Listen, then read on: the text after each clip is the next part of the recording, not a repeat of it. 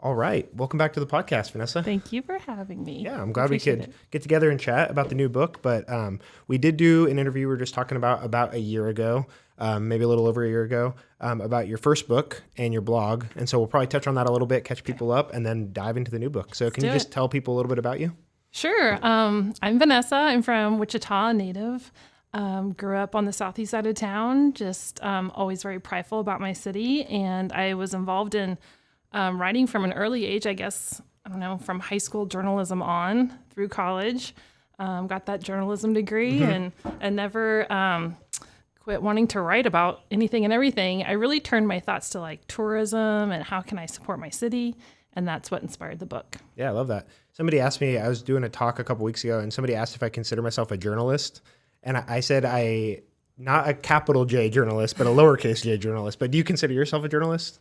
I think so. I think some of those things that you learn in journalism school just stick with you, like your need to get the facts absolutely perfect as you can. Sure. I mean, I really strive for this in this book because that's so much history included in it. Yeah. And doing just thorough research and just the way you interview people. Yeah. I mean, this is great. You're doing journalism right now. Yeah. So the whole question answer, coming prepared and those things. So I would say you're a journalist. Oh, you're a working journalist now. Good. Yeah. Good to hear. So last time we talked about your book, which was 100 Things to Do in Wichita Before You Die. We talked about, again, your experience at school, journalism, all that kind of stuff. So I guess what's new besides this book? So are you doing a lot with the One Delightful Life blog still? What does Oh that my look like? gosh, that has picked up so much steam since this time, Yeah. when we talked last. Sure. So, I was really honored to attend a bunch of different conferences, which led to new work. Awesome. So I've branched out beyond the state's borders. Very nice. You've seen me in Missouri lately, Iowa. I'm heading to Wisconsin on Monday. Wow. So my goal is to provide my readership some ideas of where they can travel, where it's like affordable and things that they can do, whether it's traveling as a couple by themselves or with their family. I typically travel solo or with somebody else, so a lot of the content is focused on that. Sure. Yeah. I think it's cool to show like what's within striking distance driving. It's like you can drive anywhere. We're right in the middle, but it's like you don't want to drive to New York or Florida or something, which I've done both of those, but it's not exactly fun all the time, but unless you love road trips, which I do. But with families, that can be hard. So it's kind of cool. You can show what is within kind of striking distance for a family. Yeah. I mean, we have more than enough in Kansas that's within a decent drive, or Oklahoma or surrounding states. And then also right now I'm trying to start focusing on like direct flights from Wichita. So I'm always paying attention to Dwight D. Eisenhower Airport when they're announcing like a new flight somewhere, because that makes it more accessible for everybody. And I think I've seen DC recently, semi-recently. Yeah, DC, Phoenix. I mean, there's a whole bunch of new ones. Are there any that we don't have that you want? Oh, of course. What are your top couple that you would like?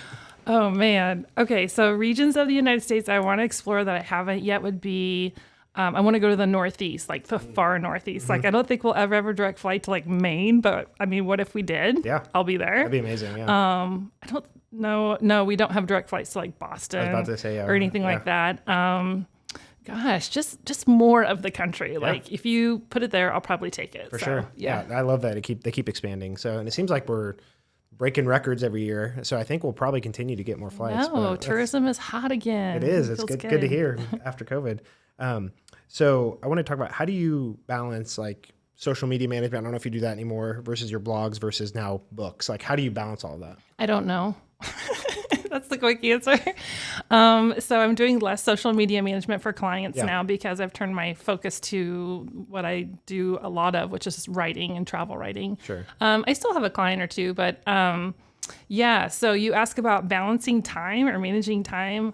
I don't know, man. It's like you probably get up early with a long list of thoughts, and I have to write them down immediately over that first cup of coffee. And then I just hit the ground running, and haven't slept much this week because there's so much going on. But yeah, you just make sure you get it all done. Mine is usually 10 sticky notes. Then I consolidate to a list that then doesn't get done. So I'm slowly getting there, but it's like I need to make like this is the next 24-hour list, not every thought that I have list. And right. You just have to like give yourself some grace. Like you can't hit it all. No. And if you saw that I still use a paper calendar, phone calendar, a computer calendar, it's like, how do I feel so rushed? And I feel like I switch what I do every time. It's like, okay, this month I'm going to write it all down by hand. Next month I have a Notion document or something, and it like slowly shifts, thinking the next one will be the fix. I don't have the most efficient way to do it, so don't ask me.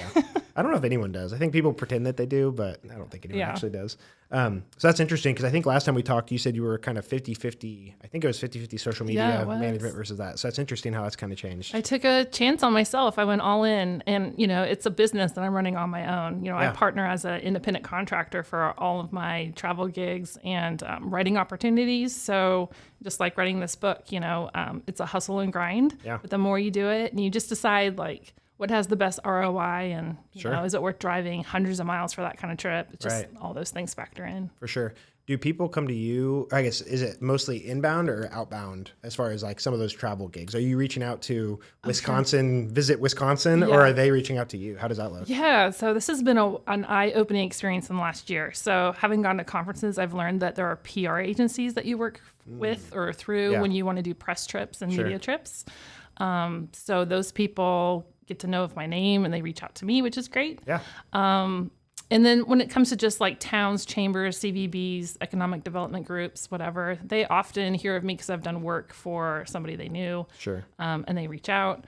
But, if there's somewhere that I'm just dying to go check out, or I've already done like a short list of research on my phone about it, then I'm going to approach them and pitch them. Yeah, for sure. Yeah. So if you just wanted to take a vacation, are you going to feel like, let's say Santa Fe or something? It's kind of within striking. I've driven to Santa Fe before, and it's like, it's far, but not that far. It's a long drive, actually. Would you reach out to visit Santa Fe and be like, hey, I'm coming to town, and then it kind of comps some of your vacation? Yeah, so that's one way to handle tourism being a paid travel writer is like, hey, I'm headed your way, which I don't do that very often, but I'm headed your way.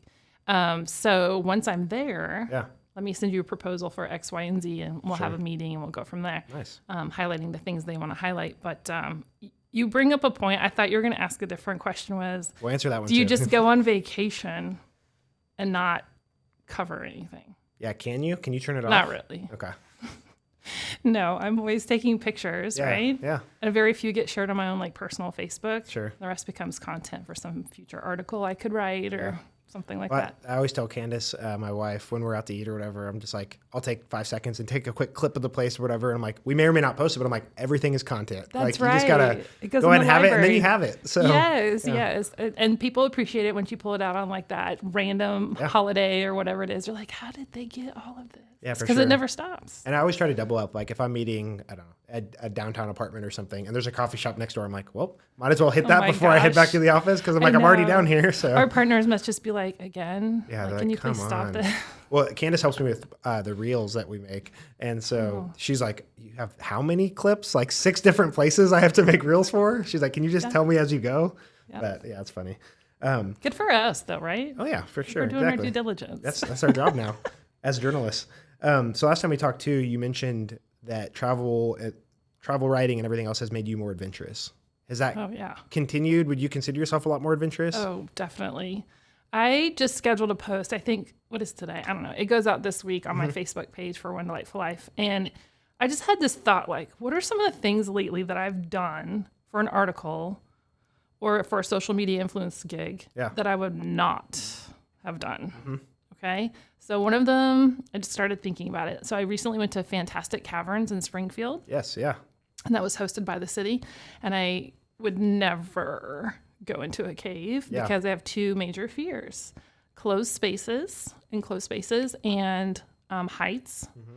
So when I went to the top of the arch with a press trip group in St. Louis, I was near tears, but I did it. I got in that ride, that drum looking thing, and rode it to the top, and I was shaking while I was up there, and it was shaking too. For you, yeah. So, I've put on a beekeeper's outfit. Very cool. Just to open a hive and take the glove off to get the video. I mean, it's just the things that, to get the story, I mean, there's the journalist in me. To get the story, you just have to do it. And so I tried not to avoid too many things, but if I had my preference, it would be just like safe, cool places.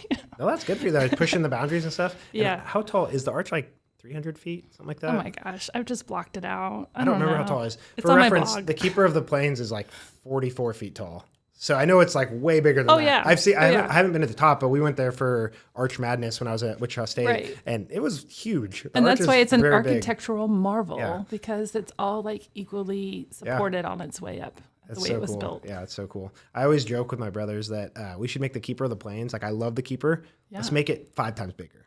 You think? So you can see it from anywhere. That from would space? be awesome. Yeah, honestly. Okay, let's do it. That would be awesome. I don't know who's going to pay for it, but that would be cool. Wouldn't it be cool? And I don't know if this is true, but when Exploration Place has their drone festival, if you can see it, if you could see it from space, that would be pretty cool. I feel like maybe you can. I feel like that was mentioned. If we can see satellites from down here, vice versa, same thing. Okay, let's make it happen. I don't know. Come on, Wichita. All right, your new book, Secret Wichita. Tell me about it. How did that come to be? What's it about? Okay, this is a fun one. This is a guide to the weird, wonderful, and obscure.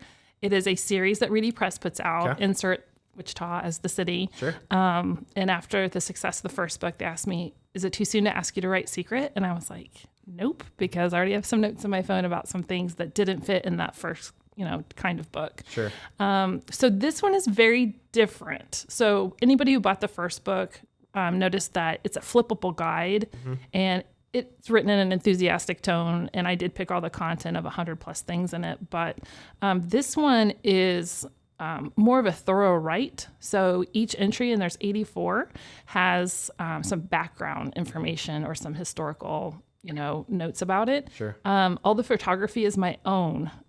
Which it was in the first book, but awesome. This is all full color. So this is not just like a quick read and put it down. This is something that could sit on your coffee table, inspire others to read it, glance through it. So for sure. Yeah. Were you aware that there was this secret series?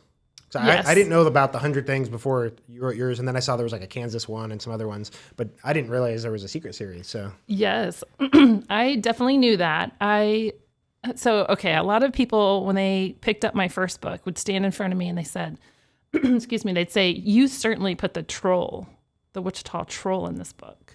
And I would say, nope, but maybe I'll put it in a future book. Mm-hmm. And so I was already blogging ideas where, that fits more appropriately in this book. Sure. I was aware of it. I was ready. Is there any overlap between the two? I think there's like 2 places. I mean, how could I not mention, the largest hand-painted mural in Wichita again. Yeah, for sure. And the Keeper of the Plains most certainly needs to be in both. For sure. So I guess, how did you approach what you put in it? Did you have just like a certain place or thing in mind and then go from there? Because all of them have like some kind of a catchy headline at the top, or did you come up with some of those and then see what fell underneath? Or no. Okay, so I knew what I wanted to put in the book. How I organized the book was up to me, but how in what order things appeared. But the design of the book was already set. So I knew for each section or each entry, I had to write the catchy headline, then the intriguing question that gets you to read on. It's the hook. Yeah. And then I knew I had to have like a pull-out pro tip or an extra fact for each one. Yeah. And a couple of readers who have already purchased the book, one, in fact, yesterday told me, I really like how it's organized because I might be reading about, something, a landmark or a monument or something. And then the pro tip actually says, hey, if you like this, check out this page. So it's kind of like, I was thinking about this morning, I feel like it's kind of like a choose your own adventure book. I almost said that as you were explaining it. Yeah. Yeah, I feel it's like that. That's fantastic. I like it too. I'm not super organized personally, but I'm an engineer, so I like when things are organized. Sure. But yeah, I think it's really cool. I mean, you have like where to find it. I think the pro tip is super helpful, and the detail of each thing is awesome. Okay, awesome. I'm glad to hear you like it. So in the first book, you limited it to the city limits. Did you do that again?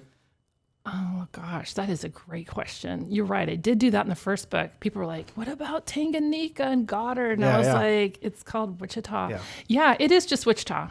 Cool. I did I was just curious, I had to think about that for a second for some reason. Yeah, because it says Wichita in bold letters. Right. The next one is Secret Around Wichita. And nearby communities. The suburbs, and surrounding metro area.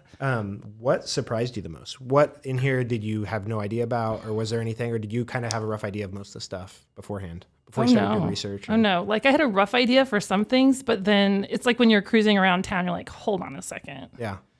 And then I learned about some hidden museums that I feel like not enough people know about. Yeah. For example, in North Wichita, there's a gentleman who had a personal collection of military tanks. When I say personal collection, I'm talking like over a dozen or more. Definitely, I think it might be even at 2 dozen or something, but it's in the book. But so he was housing them in a facility, a warehouse, and there's some outside as well. But yeah, you can go in and visit it now as a museum. Yeah, I'd never heard of that one. So there was that one. I took a couple notes. The Meade Mausoleum, the Steampunk Village. I hadn't heard of these before. Oh, That's super I'm so cool. glad because I feel like people like you know so much about Wichita. People think I do. I try to, but I'm definitely Same. not. This is awesome. So. Okay, same. So yeah, Steampunk Village is located in West Wichita. A gentleman who is just like a prolific, super talented metal artist and folk like kind of artist. He started working in his own studio across the street from his home, and it became a tourable space, and he's called it Steampunk Village. Yeah. And so it's probably the only place in the book that's like a quote unquote private residential neighborhood per se. Yeah. But yeah, and what was the other one that you mentioned? The Meade Mausoleum. Yes. Yeah. Okay. So we know about, well, a lot of people know about the founders of our city, sure. The first settlers and what they were involved in. But I took it a step further and decided to go find where they were buried. Yeah. And then I dug through countless newspaper articles dating back to like the late 1800s to read about what their involvement was, good, bad, or otherwise. Sure. And it's included. Awesome. Yeah. So you mentioned a little bit diving through the newspapers and stuff. What is your research process like? Are you like, you have an idea, just first thing, start Googling, go to the library? What does that process look like? It's all of the above. Yeah. So we are really fortunate in the city to have people that care about history. And so they've done a good job, not just from like the curators at our museums, but special collections. Upstairs in the downtown library is a great place for people like myself and you who need to look a little bit deeper into things. Those are not books you can check out or whatnot, but you can certainly sit there for a long time. And I use newspapers.com to look up Wichita Beacon articles. And very cool. You can see the name change of the newspaper over the years. The former Wichita Beacon, not the current Wichita Beacon. Very deal. different. Yeah. Yes, that is back now, isn't it? Yeah. Okay, yeah, very different. So, and then honestly, people are a great resource. I mean, you talk to people, but I had to double check my facts and everything because this book, unlike the first book, has my works cited in the back. So if you're ever like, how did she come about that fact? That's helpful, It's there. Because it's always fun, like on Wikipedia, to go to the bottom and look at all the sources. So it's cool that you have that in the back of the book. Yep. And something I always love to look at is Sedgwick County Museum has like all of their old images and stuff. So I love looking at like an old part of town where there's like an old like Macy's department store in the 50s or something. And it's like, okay, what is that now? And you're like, oh my gosh, like I recognize that building, but everything else has changed. So it's always cool to kind of dive into that stuff. Yeah. A hot tip here is if you're doing research or you just want to know more about your city, Wichita, go to your university libraries. Wichita State Library has special collections too, photo, archives and, friends and all that. I put both of them in there. And so I certainly use their resources too. Very cool. Yeah. How long does it take you to write a book like this? This is like 2 months, 6 months, a year. How long does it take you to write this? It's up to the deadline, like up to the day before on this one. And I had 6 months. Okay. Every writer, we take a moment to like, okay, I've signed the agreement or whatever. And then you don't start on it like that day. Of course not. You're still generating thoughts, driving around town, looking up stuff. Yeah. But when it comes down to brass tacks, you just go all in. Every free moment was spent working on this book. Very cool. For either book, did you have to change anything like last minute because something went out of business or closed or anything like that? Oh, so you feel my pain with my first book. Yeah. Yeah. Okay. Yeah. I learned my lesson with my first book in that the first run of it, you get different runs based on how popular it is and how many more books need to be printed. The first run of it, there was like a business that rebranded itself, changed its name and location. And I was like, okay, what do we do here? Right. So it is a consideration, but this book, Secret Wichita, is a little bit different. I mean, unless it's a business, which there are a few, or a museum, I mean, the bulk of the book you can go find almost any day of the week on your own, and the things are free to discover. Yeah. So it may be something that's a landmark. It could be something that's within a building that's open all the time. Sure. But so I think this one's a lot more, timely in that way. Yeah, for sure. Before we go too far, I wanted to make sure you could plug book signings. You have a lot of book signings coming up. Yes, I do. So I would say I have several coming up, actually. The best resource to see them all is I created a Facebook page for the book. And if you just go to the Secret Wichita Facebook page and click on that events tab at the top, I think I have like 8 or 9 more. I have a really fun one I want to plug that's coming up at Chicken and Pickle.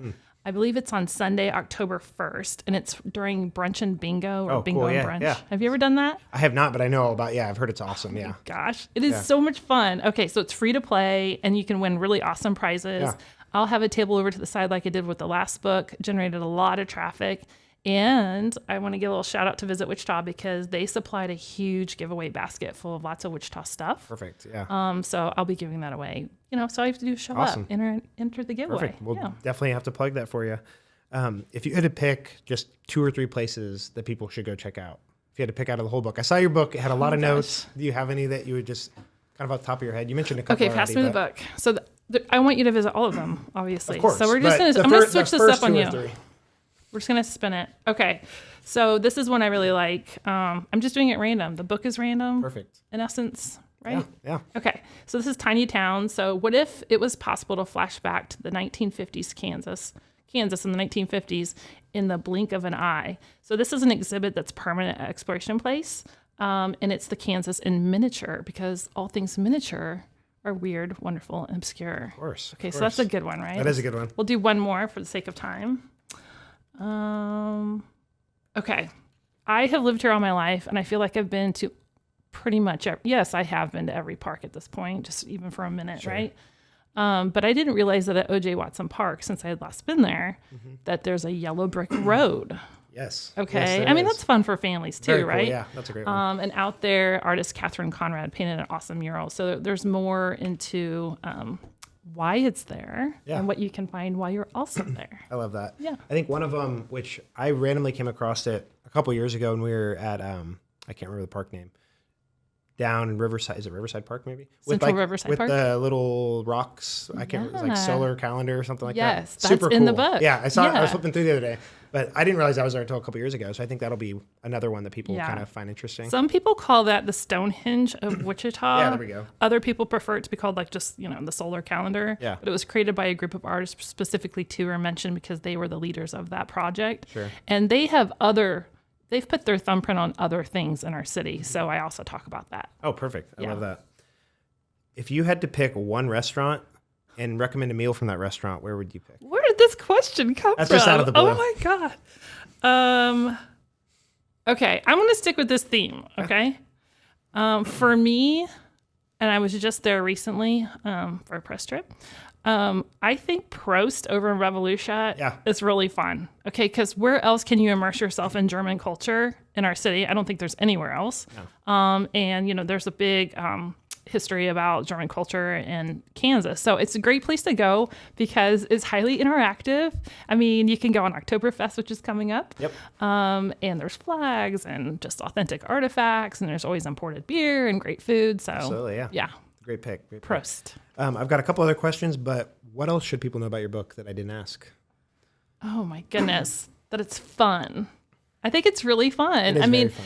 So my goal in writing books or just, creating social media posts about travel or whatever is that I want you to feel like I feel like I want every day to be something more interesting for you. Sure. And if it's today that you pick up my book and you're like, okay, let's just go do something. Let's go find something new, or let's just learn something, even if you don't want to go there physically. Yep. I hope you have fun reading it. I love that. Yeah. It's a good time. Yeah. I think something people need to do a better job about, especially in Wichita, is like view our city as if you're a tourist. Like people get so excited to go outside of Wichita, but it's like, there's so much here. Clearly you've written 2 books about it that people can explore here that they don't know about. Absolutely. And I would take it a step further in that it's our responsibility to really know our city. Yeah. I take pride in that. I really try to double down those efforts because if we do that, then if we have more pride in our city, then we want to better our city, then we do other actions that improve it. So absolutely. Yeah. These last couple questions I asked you last time, but I'm curious if your answers will be the same or not. Okay. The first one, you kind of wrote a whole book about it, but what's a hidden gem in Wichita or your favorite spot? Oh, my favorite spot. I'll tell you a spot that I go to often. I'm probably there, and I'm going to go sign books there this afternoon.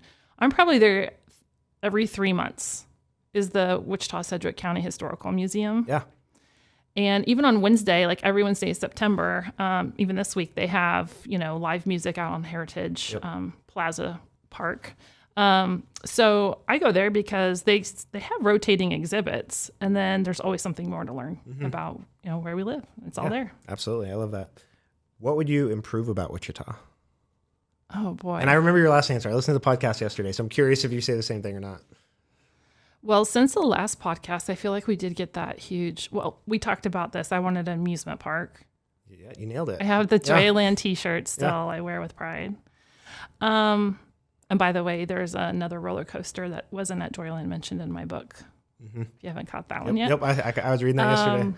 But yeah, I think, we did get a water park, but it's in Goddard. Like, I just think we need a couple, attractions that generate a huge amount of money for our city. For sure. And bring tourists across state lines. Yep.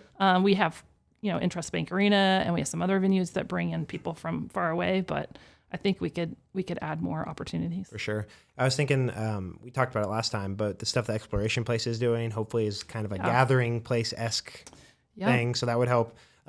And then we were watching some movie on Netflix the other day, and I think it was in London maybe, and they have a giant Ferris wheel. Like, let's do that right by the stadium. Right. Why not? Just put a giant Ferris wheel. And we learned when Shields went in how much people want a Ferris wheel. No kidding. I didn't even know what Shields was really before that, but everyone's like, is it going to have a Ferris wheel? I'm like, is that a thing? I've never been to the other one. But it has an aquarium with a scuba diver. How cool is that? It's very cool. They already had the top open. They should have just put the Ferris wheel in there. Think? But, okay. Well, they could have. But in the parking lot. What does Wichita mean to you? It's everything. It's all I know. It's my everyday. It's my home. I said home last time, and a lot of your guests have said that. It's everything that I am. Everything that I am as a writer came from the school system here, from good teachers that encourage me. This book is dedicated to those teachers. My experiences on the daily, friends that I've made in this town, family members that have encouraged me are in this town. So it's everything. It's home. That's the perfect answer. 2 last things. 1, where can people find you? Find me and the book everywhere. No. Yes. You can find me at a book signing in October or November. Perfect. But you can find everything online. So if you're looking for secret Wichita information, I'd recommend the Facebook page. And the other book still has its own Facebook page that I still post to. And then onedelightfullife.com. I mean, Perfect. I'm writing something new every week. So yeah, I'll be sure to share all of that. And last but not least, I need you to sign my book. Oh, yes, let's do it. I'm going to grab a pen. Okay. Live on air. Okay, so one thing that just occurred to me while I was writing the foreword of my last book, which still I maintain for this book, is something I write every time I sign my name, which is stay curious. Love it. Yeah, stay curious. You'll never be bored. You'll learn something new. Okay, here you go. My scribble is now there. Perfect. Thank you, Vanessa. Yes, thank you for Thanks having for coming me. on, and I can't wait pleasure. to get the book in more people's hands, and people can check out the Weird, Wonderful, and Obscure in Wichita. It's going to be fun. Thanks, you Vanessa. so much. Bye. Yeah, appreciate you.